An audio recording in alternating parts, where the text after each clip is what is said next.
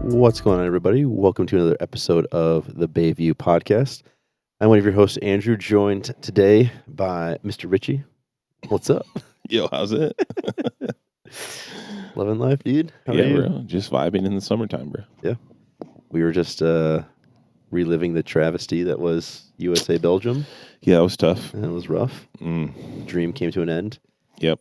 For all you non-soccer fans, though, I think you said it best. That would have been a miracle on ice type situation Yeah. for us to win anyways. So, like, take peace in knowing that we're getting better.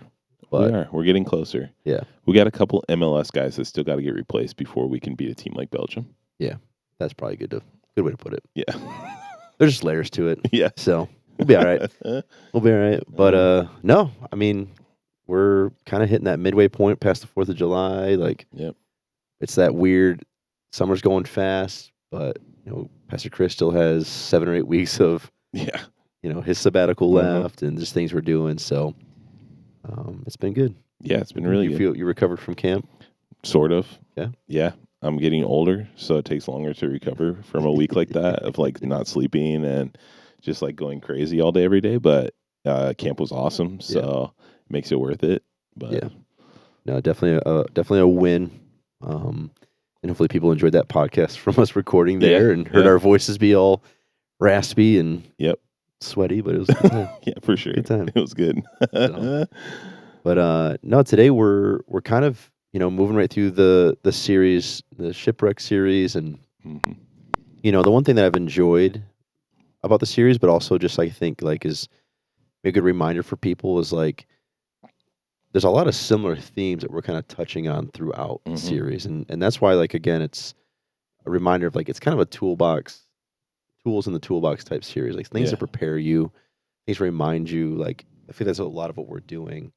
And one of the things that we've started talking about a little bit, and we'll start getting into more, especially as the series progresses, is the endurance side of all of this. Like the ability to like keep persevering, keep moving forward, and really like just that. I mean, even in Acts 27, like where we're at is the storm is hitting them, and that's really the next handful of weeks is them in the actual storm.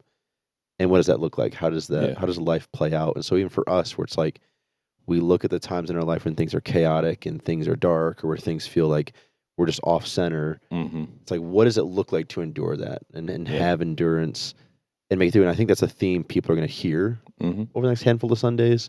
But we thought it might be beneficial to just touch on it now and just and what that discussion would look like. Yeah. And I think it's important too to remember that like the Bible is thematic, right? Like there are themes that are important to recognize in Scripture, and this is a huge one, especially in the New Testament, especially with regard to Paul, who obviously the shipwreck story revolves around him to a certain level. And so like when we look through Paul's writings, like a lot, some of which, or actually a lot of which happened before the shipwreck happened, that has already been a theme of his life. And so like this moment is like, in a certain respect, like a culmination of this theme of endurance in his life. Yeah. And so, I think, especially in the summertime, we kind of like have more of a thematic drive to our series. And so this theme of endurance that's going to come up the next several weeks is awesome to me because whenever there's a theme, there's always nuance in the theme. Yeah. Right? And there's always like small little nuggets that you can kind of pull out as you look at it from different perspectives or angles. And so like, just kind of taking a moment to create like a baseline of like, what is endurance? Why is it important? That kind of thing. Hopefully will be helpful to, for us to kind of like have a jumping off point as we talk about it in the next few weeks. Yeah. Yeah. And because endurance is not, it's more than just being like, keep going. Yeah. Like there's pieces and there's parts to it. I know you mentioned kind of Hebrews like 11 and 12, off mic a little bit of just like, because of the saints and all this, we're called like just to keep going in many ways. But what do you think, like to you, when we think of the storm, like what is the baseline of like, what is endurance? Yeah, I think for me, like the baseline of endurance is this idea that, as simple as it sounds, like I am going to keep moving forward to the best of my ability. And, like I definitely the idea of like the athletic endurance definitely resonates with me, and Paul does talk about that too. Yeah. But it's just this idea of like today I'm just like that like 1% better mentality of like every day I'm going to try and be 1% better, you know, and then when I make it to the end of the year, I'm 365% better. Like, and just like that kind of like coach's mentality, even of like that math doesn't math, but like, you know what I'm saying? And so, for me, like that does mean that like, no matter what's going on in my life, I have to have this like commitment to being like, I'm gonna, even if it's just one step, I'm gonna take a step today, and being committed to that process of like, hey, today is still the day that the Lord has made. Like I'm still gonna strive for faith, and like I'm still gonna strive for those things. But I do think it's like worth discussing like that endurance is not like a movie where it's just like pretty all the time. Yeah. Yeah, because sometimes endurance is like you said, the next step. It's faithful obedience. It's I may not feel like I'm moving forward, but I'm gonna do what's required of me, and with the hope that it does progress me forward. Yeah. A lot of times, endurance, especially in the Christian walk, is just your faith. Is to like, even if you're feeling rattled or feeling like, man, this is not making sense. It's like that idea of like still holding on to the promises God has made, and to endure what is happening. You talked about Paul and the idea like this theme is really big for him, and like even like the idea of he used the language like I finished the race. Yep. Like I got to the end. We don't get to the end without enduring. Like you don't. Like there takes endurance to finish whatever it is you're participating, especially a race. Yeah. Yeah, and I think enduring a lot of times, you know, whether it's like in this shipwreck scenario or in the like fighting the good fight or running the race, there is a lot of 2 steps forward, 1 steps back. And there are moments when you are a person of endurance or you're seeking to endure or to grow where, yeah, you're going to have some days where it's like, man, I feel like I got some gains today. But then you're also going to have some days where you feel like I got nothing today. Yeah. Like I'm tired, I'm frustrated. I did the work, but I don't feel like I got any better. Like, and that's to me like such an important part of our faith experience is that we're not going to be perfect in it. God is going to be perfect, and God is always going to be like completely just like, you know, kind of just like on this like straight line. And we're just kind of like bobbing up and down around that straight line. You know what I mean? Like we're kind of like a wavelength going up and down, but God's just like perfectly straight all the way through and consistent. And so, you know, part of that is, like I'm going to have a couple of days in a row maybe where I feel like I'm going up and to the right, but then all of a sudden I feel like I have a little bit of a crash, like something happens or I respond poorly or I fall into an old habit that's not good for me or whatever it is. And then it's like, we can kind of like drop below the line a little bit and be like, oh, dude, I totally screwed up. I totally messed up. And I think that's a big part of why Hebrews 11 is so significant is because we have all these people that are listed as these people of faith, people who are endured, people who are examples for us to look to. But like every single one of those people was living that like 2 steps forward, 1 step backwards thing where they're like doing dumb stuff, like making mistakes, sinning, like doing horrific things even sometimes, but they're still counted as people of faith because they had the endurance to just keep pursuing God and like living a lifestyle of repentance. And then it's like, you can be that same kind of person. Because the endurance part of it is the acceptance. I think it's twofold. The acceptance of that you're gonna fail. Like that's just part of being human, living in a fallen world. But the endurance piece that is there is the keep going. You know, I think about talking about students, and the one thing we always talk about is like scripture reading and reading your Bible every day and all that. And like some people times like they use like the YouVersion app, and it'll tell you like, man, you've opened this app and you've read 18 days in a row or whatever. But that reality of like people who are striving to make that a habit and make it part of their life, it's like you might miss a day. It's the reality of, is it possible for you to not miss 2 days? Like, what does it look like for you? Like, if you've missed a day, missed a couple in a row, to not view that as like, oh, I should give up, but like a reality and a view of like, I'm going to get back at it. And I think that's the endurance part. is so often, though, people, they do mess up, and they use that as almost like a jumping off, like getting off the train, getting off the race mentality versus just accepting that's part of life, and I'm going to keep going. Yeah. Yeah, I think we have like a great temptation to like fall into self-loathing or even like a pity party when we do make a mistake or we have a bad day or even like a bad string of days. Yeah. And that can put us in a place where we start, making excuses, lying to ourselves. And we can come to a point where we're almost just like, I don't deserve to be better than this. Like, why would God love me? I'm always messing up. Like, I don't deserve forgiveness. Like, we can come to those places really quickly. Yeah. And it can cause us to completely derail the whole thing instead of just being like, well, today's a new day. Yeah. Yeah. Yeah. Let's go again. Yeah. I think that's where I think the sports aspect always plays in, and why I think Paul even speaks to it so much. Because I just think from a coaching standpoint, it's like the best coaching moments are when there's a mistake made or feel like there's a loss or situation where there's not what we expected. Yep. But to say, all right, we're going to go again though. Like and it's not this mentality of like, I've got to be perfect or I've got to do it quote unquote right. It's like, no, the call is to keep moving forward. Yep. To keep pursuing, to keep going. And so I think from that coaching aspect of being able to like come alongside someone and saying, hey, it's all right. Like, let's go. The worst moment right now is to like just live in this moment and let this be the new reality. It's like it doesn't have to, the failure does not have to be the final say in your life. Yeah, absolutely. I think that's such a key phrase. Like the failure doesn't have to be the final. Yeah. And it's like one of those things where like so many times in my life I've experienced a tough loss as an athlete, but I still showed up at practice the next day. Yeah.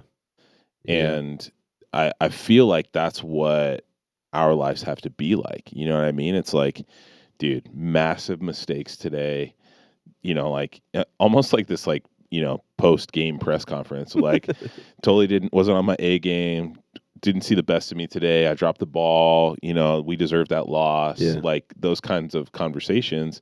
But like when an athlete is like at a pro level, like when an athlete's at that top level, it's always then the next thing is, but we're going to get back at it. We're going to keep working.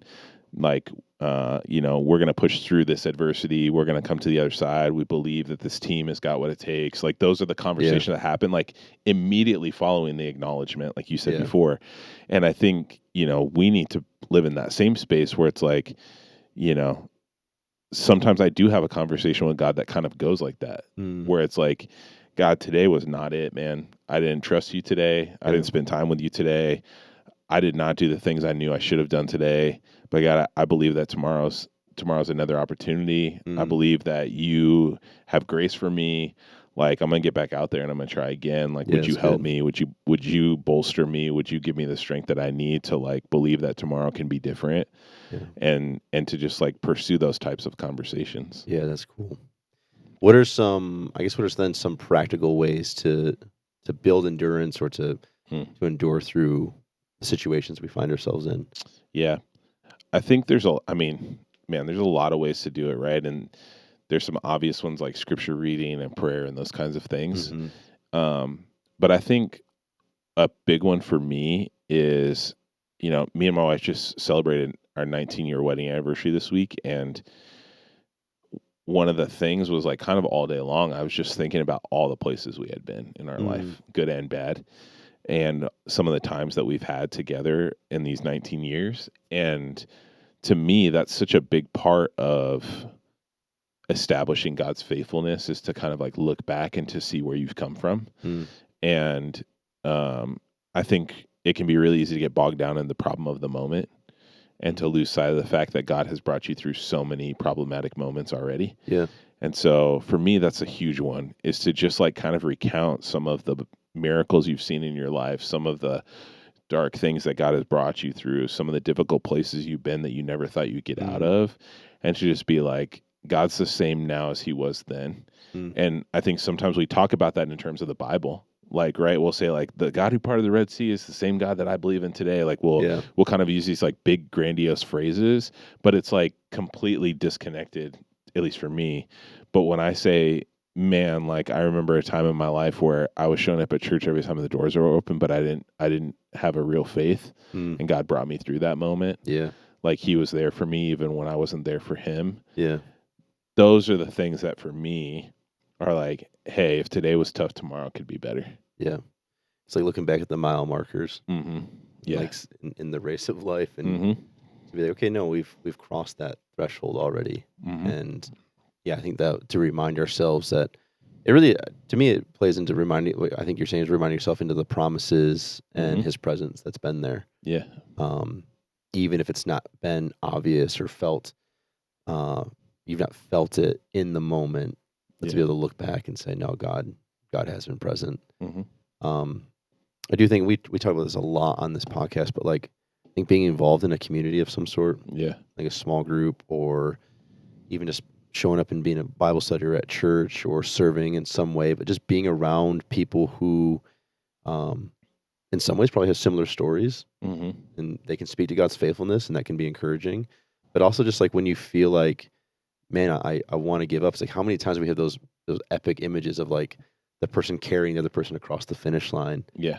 And some of that stuff is like, and that's legit. Like to be like, man, I am struggling, and I need some help right now. I need to be carried right now. Yeah. And but in the same way to be able to carry others too. Like I think there's a lot of good that comes with being in community, especially like a Christ-like community.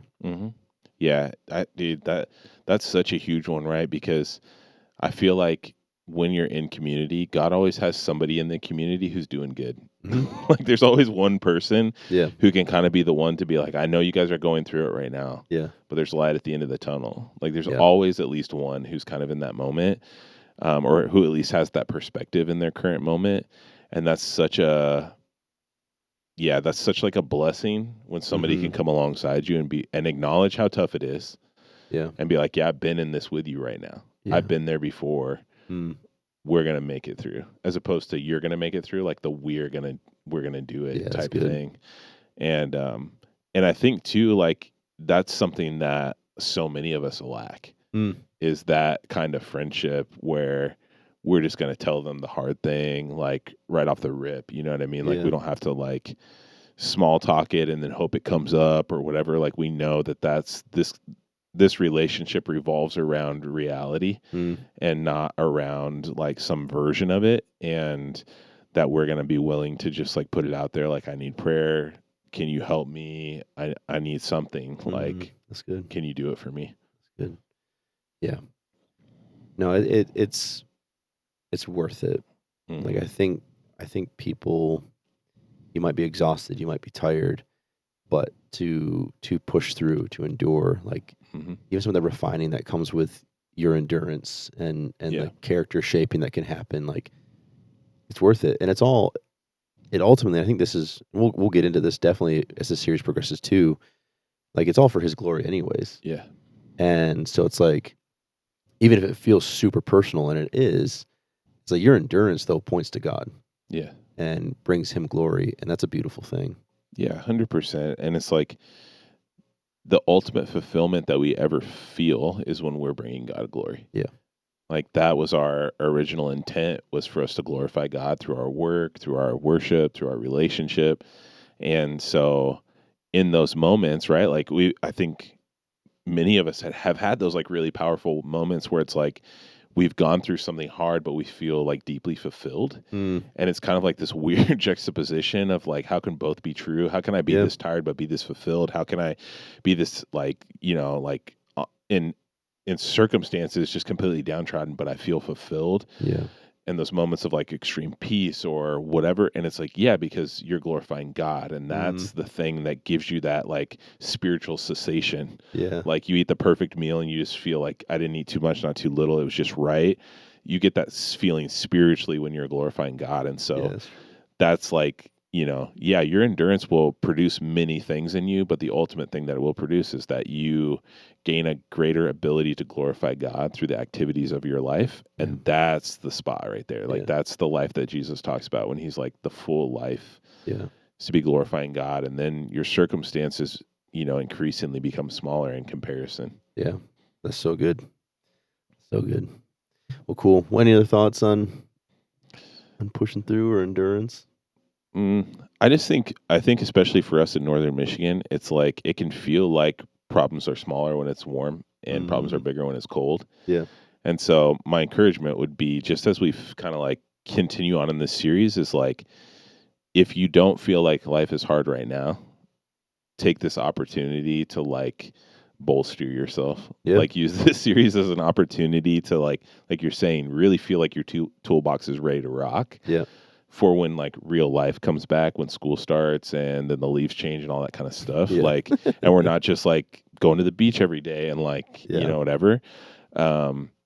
Yeah, really use this as an opportunity to like grow in your faith in maybe a way you don't feel like you need to in the moment. So that way, when the moment comes, you're ready. Yeah. So good. Yeah. The preparation piece of it is huge. And I think that's such a good reminder of like, we've talked about this a little bit in the series, like enjoy, like taking advantage of the calm and the rest. Like if you are finding your place in your life is at this point where like, I wouldn't say I'm in a storm. It's like, that's awesome.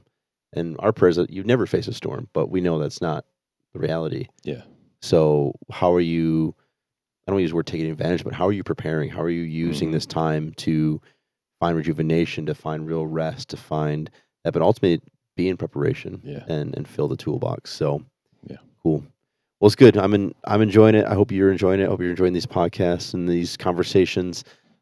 We try to be here every week for you as a little midweek pick me up and just some really cool conversations that have happened on here. So if you get the chance to, please like and subscribe wherever you're listening to. We are on all the major platforms. That's a big benefit to us and kind of gets us in front of more people. But ultimately, we do hope that these times are beneficial. And so it's Richie, it's Andrew. We miss Pastor Chris, but we will see you in the next one later.